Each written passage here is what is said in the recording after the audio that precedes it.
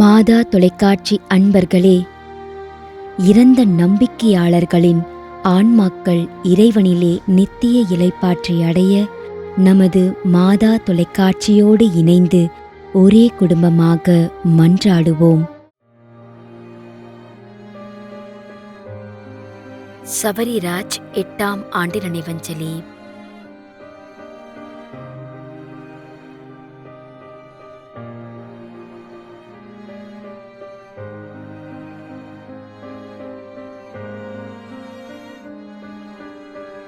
S. Philomena 3ஆம் ஆண்டு நினைவஞ்சலி.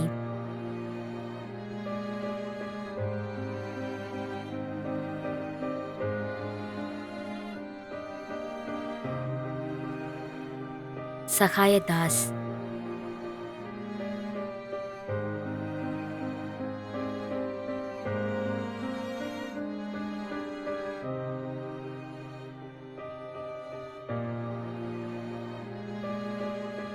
Florence.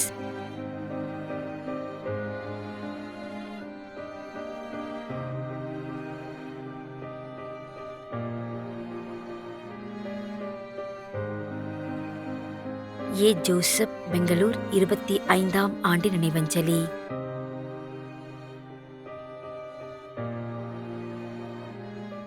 மேலும் யாரும் நினையாத நம்பிக்கையாளர்களின் ஆன்மாக்களுக்காகவும் மன்றாடுவோம். தந்தை, மகன், தூய ஆவியாரின் பெயராலே ஆமென். ஆண்டவருடைய பெயராலே நமக்கு உதவி உண்டு. விண்ணையும் மண்ணையும் படைத்தவர் அவரே. அருள்வாக்கு. திருவெளிப்பாட்டு நூலிலிருந்து வாசகம். அதிகாரம் 14, இறைவார்த்தை 13.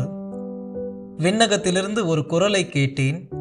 இது முதல் ஆண்டவரோடு இணைந்த நிலையில் இறப்போர் பேறு பெற்றோர் என எழுது என்று அது ஒலித்தது. அதற்கு தூய ஆவியார், ஆம், அவர்கள் தங்கள் உழைப்பிலிருந்து ஓய்வு பெறுவார்கள், ஏனெனில் அவர்களின் செயல்கள் அவர்களை பின்தொடரும் என்று கூறினார். ஆண்டவரின் அருள்வாக்கு.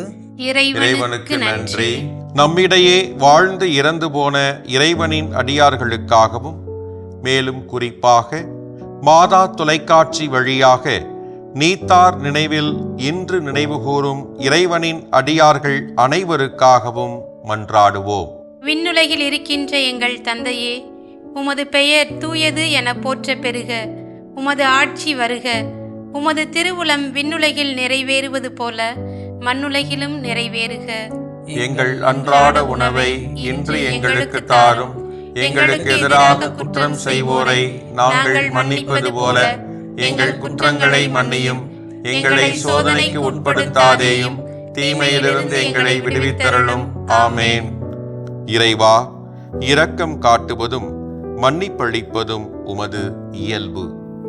ஆகையால் உமது திருவடிகளுக்கு வந்துள்ள இன்று நாங்கள் நினைவுகூரும் ஆன்மாக்கள் மீது இரக்கம் கொண்டு அவருடைய குடும்பத்தார் மற்றும் மாதா தொலைக்காட்சி குடும்பம் செலுத்தும் ஜெபங்களை ஏற்று அவரது குற்றங்களையும் அவற்றிற்குரிய தண்டனையும் மன்னித்து அமைதியையும் முடிவில்லா வாழ்வையும் தந்திடுமாறு எங்கள் ஆண்டவராகிய கிறிஸ்து வழியாக உம்மை மன்றாடுகின்றோம்.